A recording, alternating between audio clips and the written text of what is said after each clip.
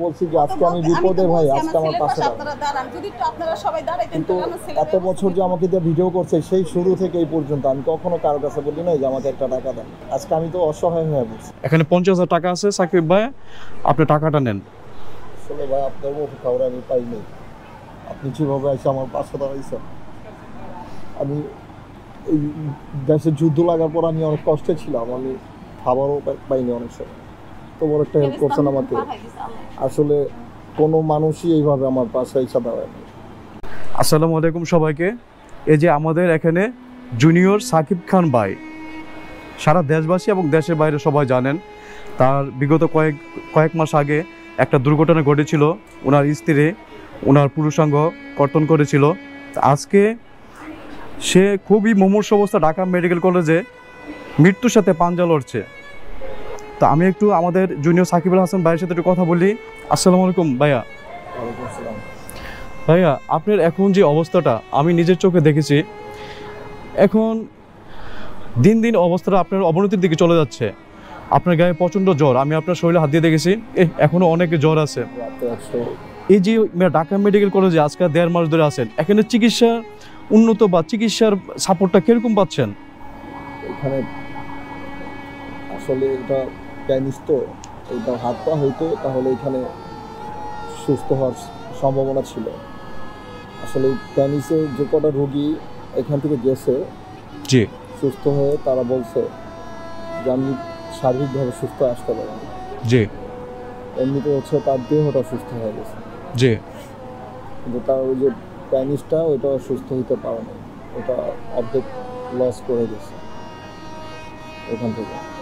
এখন এই জন্য তারা আমাকে কান্নাকাটি করে বলতেছে যে ভাই আপনার যদি টাকা পয়সা থাকে আপনি চেন্নাই চলে যান।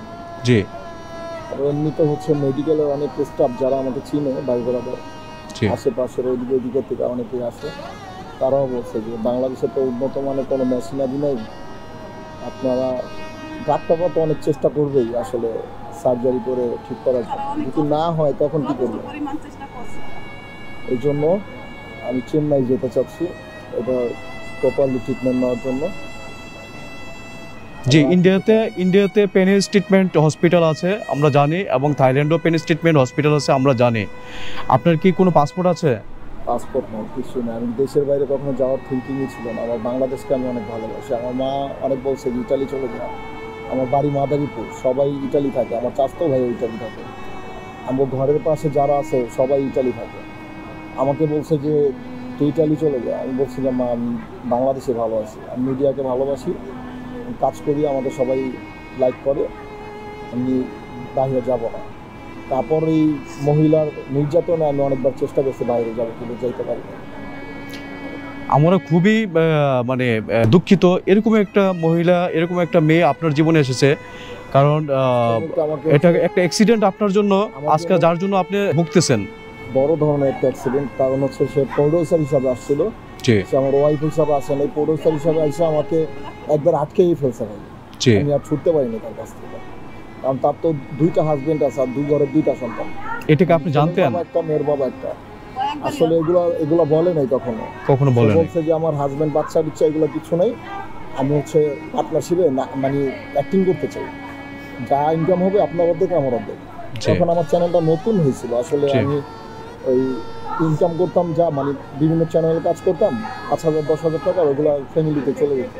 আমি চিন্তা করছি তাহলে পার্টনারশিপে যদি কাজ করি আমার নিজেরই তো একটা কোম্পানি হবে, ওইখান থেকে ভালো একটা আর্নিং হবে, আমার মা বাবা চলবে, সেও চলতে পারবে। এই পার্টনারশিপের কথা বলে নিয়ে আমাকে আটকা মারধর করে তারপর হচ্ছে ব্ল্যাকমেল করে দিয়ে গেছে। সাকিব ভাই, আপনার কাছে আপনার পরিচিত যারা কন্টেন্ট ক্রিয়েটর বা যারা সোশ্যাল মিডিয়ায় কাজ করে অনেকে আসছিল, তো তারা আপনার কাছ থেকে আপনার এই প্রতিবেদন প্রকাশ করে আপনার এই সমস্যাটা জাতির কাছে তুলে ধরে দেশ এবং দেশের বাইরে প্রচার করে প্রতিবেদন প্রকাশ করে মিলিয়ন মিলিয়ন ভিউজ এনে অনেক টাকা ইনকাম করছে। সেই টাকা থেকে কি আপনাকে কি সামান্য কোনো সহযোগিতা করে গেছে? ডিজিটাল খবর আমাকে দিছে 5,000 টাকা, আর আরিফ হায়দার ভাই দিছে 2,000 টাকা, আর কেউ কোনো একটা টাকাও দেয় না। কিন্তু ভাইয়া, ওরা তো মিলিয়ন মিলিয়ন ভিউজ এনে অনেক টাকা ইনকাম করছে। কিন্তু আমার একটা কথা ভাইয়া, আমার যেটা হচ্ছে যে আমি আপনাকে শো অফ করে আমি টাকা ইনকাম করব আর এটা তো ভাইয়া কোনো মানুষ মানুষের প্রতি একটা সাহায্য হইতে পারে না। আমি তো এসেছি আপনার সাহায্য করার জন্য, আমি এসেছি আপনার খোঁজখবর নেওয়ার জন্য। তা আপনি খোঁজখবর নিতে গিয়ে এসে আমি যখন ভিডিও আমি ছেড়ে দেব, এখান থেকে সোশ্যাল মিডিয়া যারা কাজ করে তারা অনেকে টাকা ইনকাম করে, তাদের উচিত ছিল আপনাকে সামান্য সহযোগিতা করার জন্য। আমাকে যে ইনকাম করছে আমি কখনো তাদের কাছ থেকে একটা টাকাও চাইনি।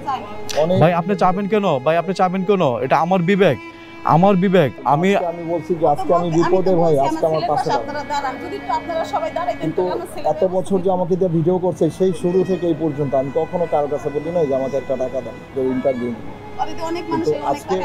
আজকে আমি তো অসহায় হয়ে পড়ছি। যাক ভাইয়া, যেটা হয়েছে আপনাকে যে সহযোগিতা করবে সে আপনাকে নিজের অন্তর থেকে খোঁজ নিয়ে আপনাকে সহযোগিতা করবে।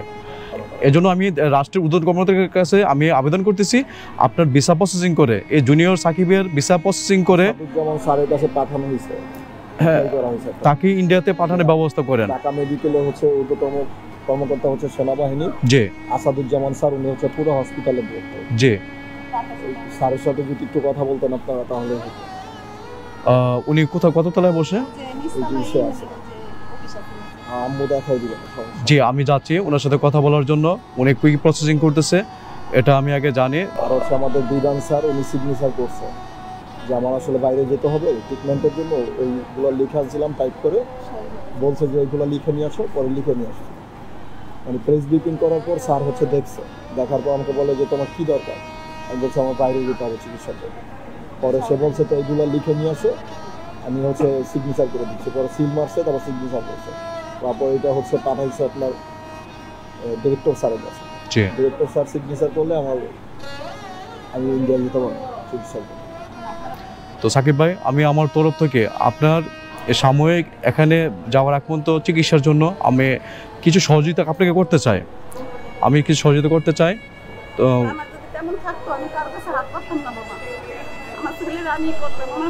ভাইয়া এখানে 50,000 টাকা আছে। আমি একজন ছোটোখাটো কন্টেন্ট ক্রিয়েটর, আমি অত বড় কন্টেন্ট ক্রিয়েটর না। আমি অ্যাজ এ সোশ্যাল মিডিয়ার একজন আপনার সহসঙ্গী হিসাবে এবং দেশের একজন সচেতন নাগরিক হিসাবে আপনার সহযোগিতা আগে আসতে পারছি, আমি আমার নিজেকে ধন্য মনে করি। এখানে 50,000 টাকা আছে সাকিব ভাই, আপনি টাকাটা নেন। ভাই আপনার কাউরে আমি পাইনি, আপনি যেভাবে এসে আমার পাশে দাঁড়াইছেন। আমি এই দেশের যুদ্ধ লাগার পর আমি অনেক কষ্টে ছিলাম, আমি খাবারও পাইনি অনেক সময়।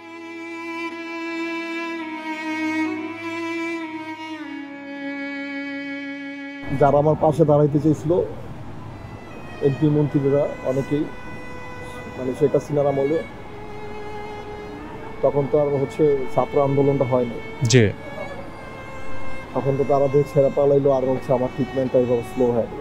জি যাক, আমি আমার তরফ থেকে ভাইয়া আপনার এই সমস্যা সমাধান করার জন্য, এই সমস্যা থেকে উত্তোলন হওয়ার জন্য আমি সামান্য একটু শরিক হইলাম, আপনাকে যাতে আল্লাহ তাআলা রোগ থেকে মুক্তি করে দেয়।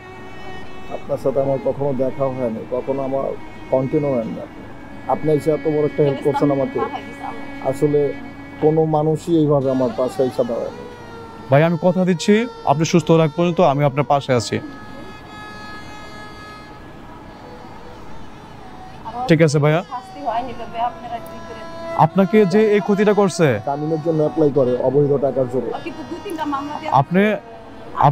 আপনাকে যে অবৈধ এবং হয়রানিমূলক যে মামলাগুলো দিছে, দ্রুত এই মামলাগুলো নিষ্পত্তির জন্য আমরা আবেদন করব। আর যে আপনাকে আজকে যে ক্ষতিটা করছে, ডিভোর্স মানে ওর সাথে ছাড়াছাড়ি করা দিবে। হ্যাঁ, আর হচ্ছে যে আপনাকে যে ক্ষতিটা করছে এটা সুস্থ বিচার চাই। এটা জখম করে না, আপনাকে হত্যা করছে, এই হত্যার ফাঁসি চাই আমরা। আমাকে তো গেট লাগিয়ে রাখছিল, আমার তালা মেরে রাখছিল, এটা কাটার পর আপনাকে সারা জীবনের জন্য হত্যা করে ফেলেছে। আমি গেট ধাক্কা দেখি কি রক্ত বিছানায় ভরা, আমার লুঙ্গিটা বিছানায় ভরা, মানে লুঙ্গি। আমি সেই প্রতিবন্ধটা দেখছিলাম ভাইয়া, এই ছিল, আমি উঠে দাঁড়াইতে পারি না, আমি গেট ধাক্কা দিয়ে দেখি কি গেট তালা মারা, মানে খুলতেছে না বাইরে থেকে। পরে আমি ব্যালকনি দিয়ে লাফ দিয়ে বেরিয়েছি, ব্যালকনিতে গ্রিল ছিল না, নতুন ব্যালকনি, ওই যে বাসা কমপ্লিট হয়নি তো, আমি ওইখান দিয়ে, পরে আমার সেন্স ছিল যে ব্যালকনিতে তো গ্রিল নাই, ওইখান দিয়ে বেরিয়ে। আর যেটা ওইখানে অজ্ঞান হয়ে পড়ে থাকতাম তালা বন্ধ দেখে, তাহলে তো আর আমি বাঁচতাম না। যাক ভাইয়া, আল্লাহ আপনাকে রক্ষা করছে। তারপরও যেটা হয়েছে এটা তো আসলে আর কি হবে, এটা এখন আল্লাহ তাআলা সুস্থ করুক। আমাকে এসআই স্যার নিয়ে আসছে এখানে বন্দর থানার। আমি গতকাল আমি আসলে আপনার সাথে আমার কোনো পরিচয় নাই, আপনার সাথে আমার কোনো যোগাযোগও নাই। আমি গতকাল আপনার ভিডিওটা দেখে আপনার পেজে ঢুকে আমি মেসেঞ্জারে কল দিয়ে আপনার খোঁজখবর নিয়ে আমি কথা দিয়েছিলাম যে আজকে ঢাকা মেডিকেল কলেজে এসে দেখা করব। আমি সেই কথা মতো এসেছি, আর তাও কথা দিয়ে গেলাম আপনার চিকিৎসার শেষ পর্যন্ত আমি পাশে থাকবো।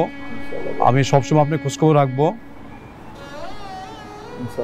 ঠিক আছে ভাইয়া, হ্যাঁ ভালো থাকেন। জি ভাইয়া, আসসালামু আলাইকুম।